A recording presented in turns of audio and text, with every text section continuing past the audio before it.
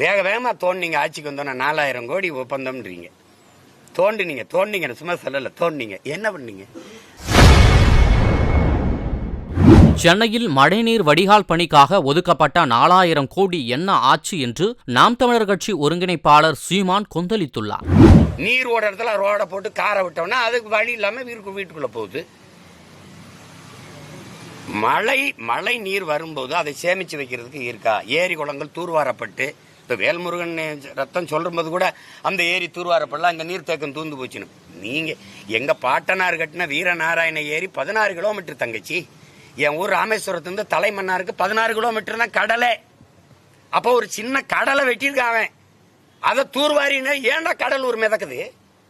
ஆண்டுதோறும் மழை பொழிவு அதிகமாக வருது, பல்ல நிலமா இருக்கு, தாழ் நிலமா இருக்கு. அங்கே அந்த நீரை கொண்டு அந்த 16 கிலோமீட்டர்ல தேக்குனா அங்கிருந்து பெரு குழாய் மூலமா எனக்கு காவிரி பகுதிக்கு இந்த தஞ்சை வேளாண்குடி மக்களுக்கு கொண்டு போய் ஊற்றிட முடியாதா? காவிரி டெல்டா பகுதிக்கு எதுக்கு நான் கர்நாடகாவில் 150 டிஎம்சிக்கு கையேந்தனும்?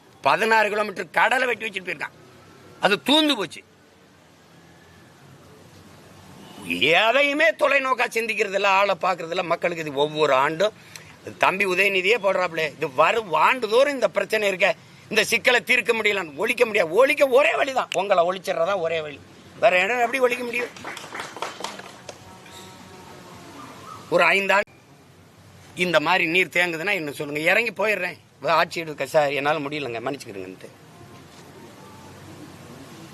வேக வேகமாக தோண்டினீங்க ஆட்சிக்கு வந்தோன்னா 4000 கோடி ஒப்பந்தம்ன்றீங்க. தோண்டினீங்க சும்மா சொல்லலை, தோண்டினீங்க. என்ன பண்ணீங்க?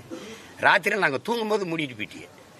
எங்க அந்த காவாயெல்லாம் என்ன இது? இதெல்லாம் இது கொடுமை தங்கச்சி. இதை பேசாதீங்க, கோமாயிரும். வேற ஏதாவது கேளுங்க.